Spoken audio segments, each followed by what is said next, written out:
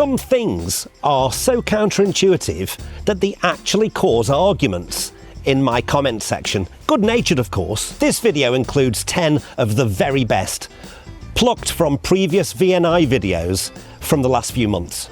Over this next 17 minutes and 34 seconds, I'll show you the most contentious. Let me know what you think in the comments. I think they're all really interesting. Well, very nearly interesting. I'm going to start off really gently with my first batch of 4, which are all puzzles. The first 2 are gentle enough. The third one, I've received hundreds of comments saying that I'm completely wrong. And the fourth one, well, that's where the arguments really start. As you can see, the time's 3 o'clock on this analog clock face. Approximately how long do we have to wait until both hands line up with each other perfectly? I'll give you 20 seconds to work it out.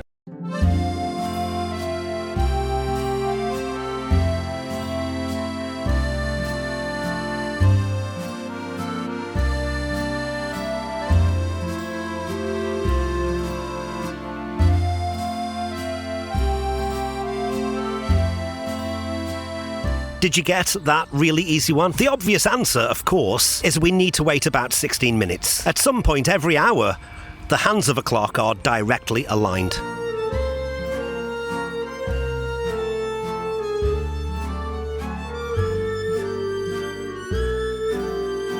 If you didn't get it right, don't be too hard on yourself. People often guess 9 hours or 6 hours, thinking alignment happens at obvious intervals. The precise fractional time feels unexpected for a simple clock question. Some of us fall for pattern-seeking bias, which leads to our System 1 thought process, expecting round numbers or familiar clock patterns. A System 2 calculation is needed for the angular velocity calculation, which most of us avoid. Let's try the 2 ropes puzzle. Imagine you have 2 ropes. Each rope takes exactly 60 seconds to burn completely when lit at one end. How do you measure 30 seconds using these ropes? I'll give you 20 seconds thinking time.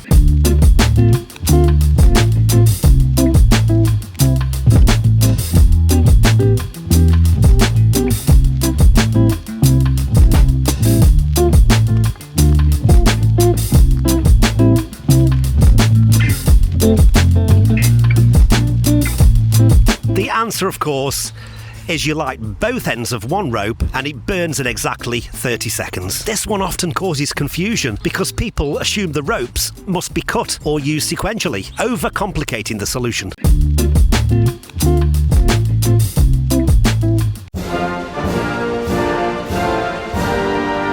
You've got 20 socks in a drawer, 10 red and 10 green. It's dark and you can't see, and you need a matching pair. How many socks do you need to grab in the dark to guarantee a matching pair? I'll give you 20 seconds thinking time.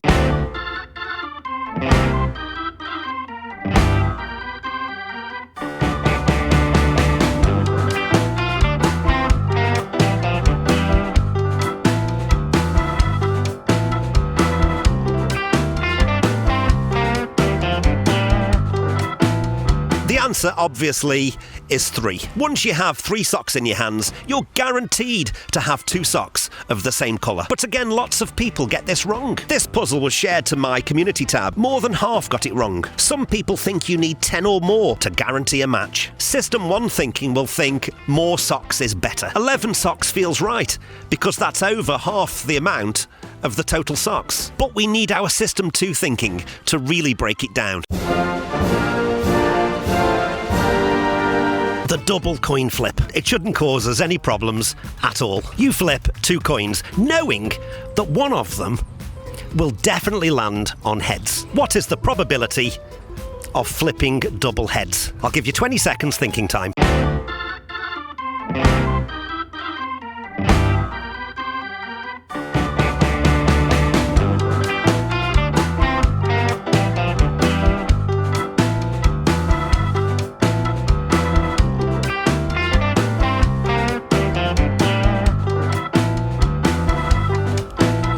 How did you do with that one?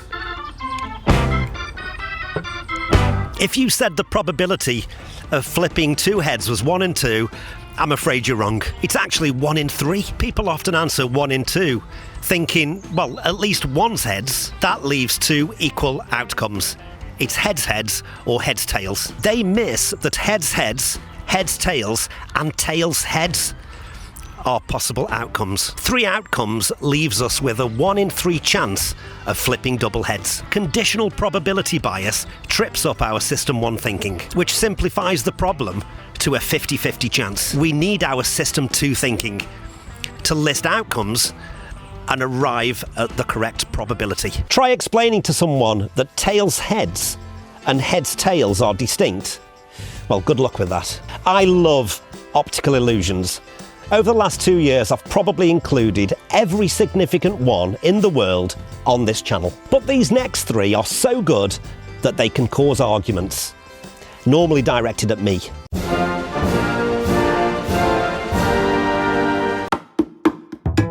This is the Asahi illusion, and I'll first of all start with a white background. Throughout this illusion, the luminance of this white background will not change in any way. Let's introduce a black shape.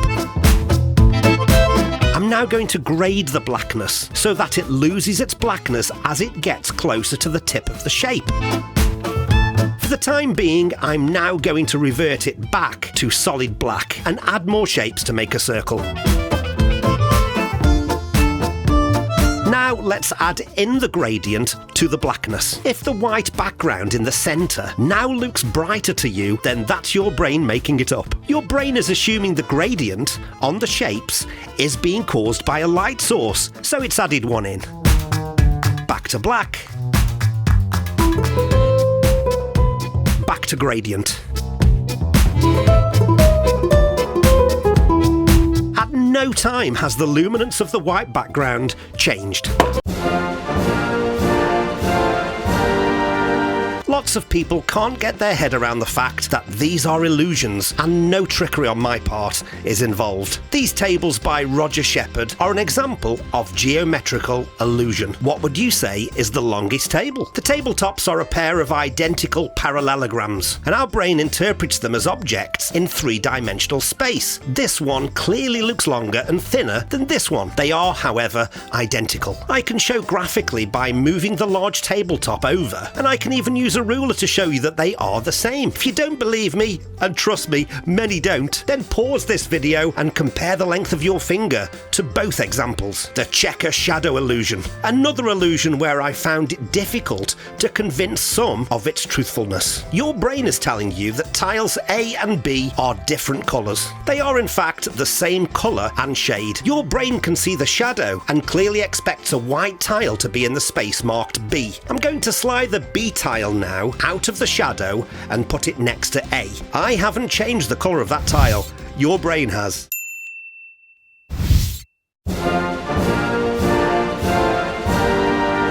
Firstly, I just want you to look at the faces on the video. I think you'll agree that they're all perfectly normal and good-looking faces. There's nothing unusual about these faces at all.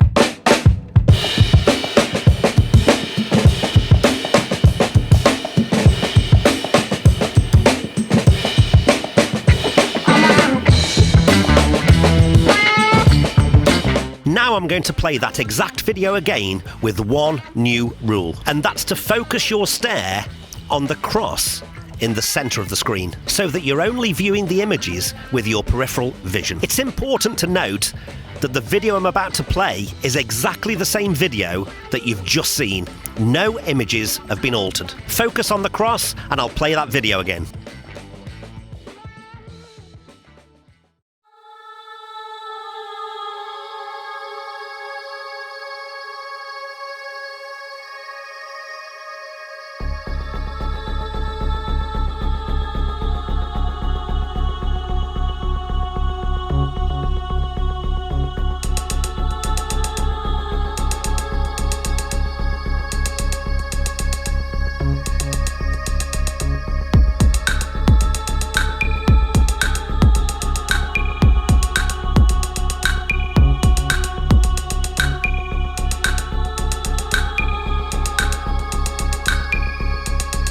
The next 2 problems that I'm going to give you, I would argue, are probably the most argued about probability problems in the whole world. I made an entire video on the Monty Hall problem, and I'm going to play you now a small clipped version of it to try to settle the argument. I even tested it out in real life.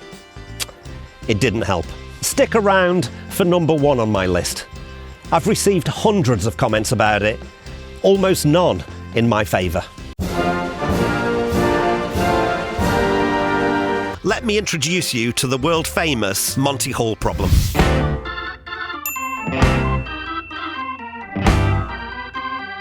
The Monty Hall problem is a probability puzzle based on a game show scenario. Here's the setup. You're a contestant on a game show with 3 doors. Behind one door is a car. Obviously, you want to win the car. Behind the other 2 doors are lions. You clearly don't want to take home a lion. You pick a door, say one. You don't open it. The host, who knows what's behind all the doors and clearly isn't going to choose the door with the car, goes ahead and picks a door for himself. He gets to open his door. There's a lion behind the door. Now you have door 1 picked out as your choice, but it's not opened yet. Door 2 is still a mystery. Door 3 has a lion, which was picked by the host. Okay, so now you've got a choice. Do you stick with door 1 or switch to door 2? And that's the setup. And the answer is that you will double your chances of winning if you switch doors. It's so counterintuitive that it's baffled minds much better than mine.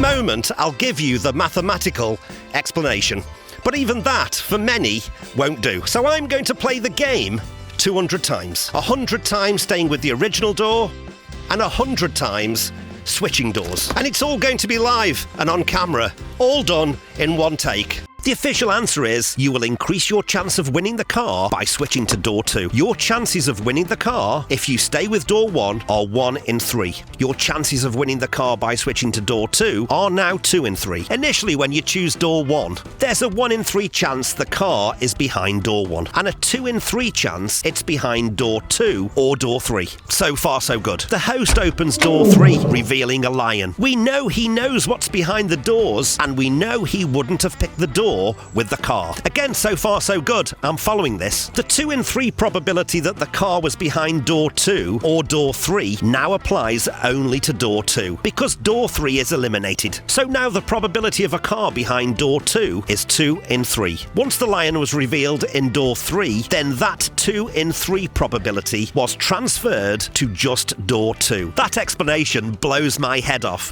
Why aren't doors 1 and 2 now a 50-50 chance? I don't get it, and I don't think I ever will. I don't want to talk about it.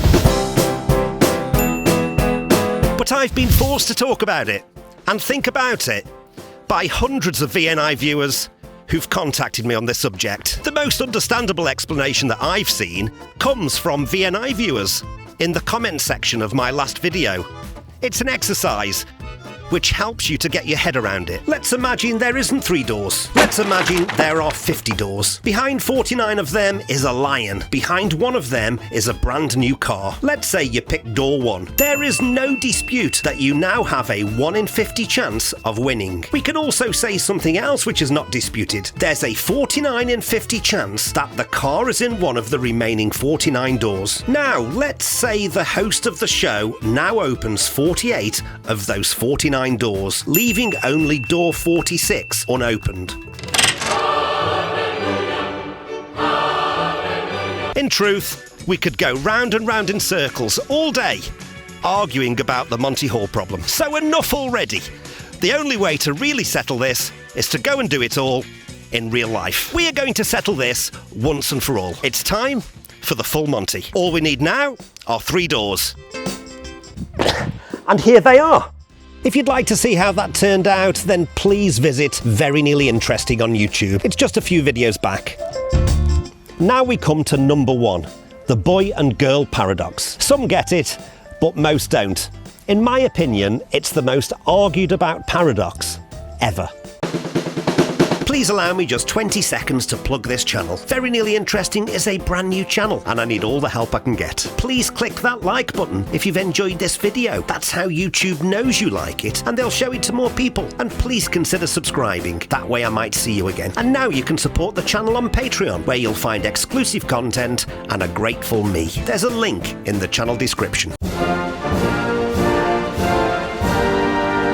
Before I even start this video, I have a question for you. A friend of yours has 2 children. You learn that at least one of them is a boy. What's the probability that the other child is also a boy? I'm going to let that question just linger for a moment.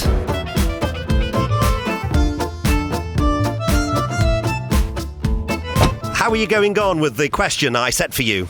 Here's a reminder.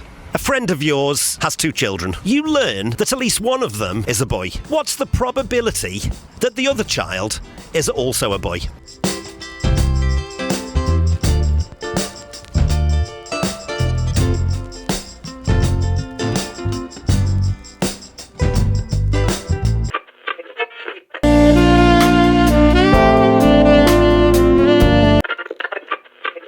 A friend of yours has 2 children. You learn that at least one of them is a boy. What's the probability that the other child is also a boy?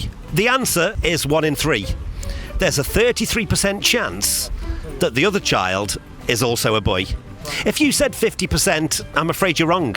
But don't be too hard on yourself. People often answer 50% due to the availability heuristic. One child is a boy, so the other seems equally likely to be a boy or a girl. That's 50-50. And people tend to focus on that one mystery child and fail to consider the joint outcomes of the 2 children. Assuming each child's gender is independent and equally likely, the possible 2-child family outcomes where one of the children is a boy is boy-boy, boy-girl, girl, boy. That's 3 possible outcomes, and that's a 1 in 3 probability of the other child being a boy. What do you think of those things on my list? Let me know in the comments. If you've enjoyed this video, I don't want you to click the like button. I want you to smash it. And please consider subscribing. That way I might see you again. If you'd like to know why the Loch Ness Monster is world famous, despite the fact that it doesn't exist, click here. It's the only video I've ever made where I sing. Or just visit the channel. There's lots of interesting things on there. Well, very nearly interesting.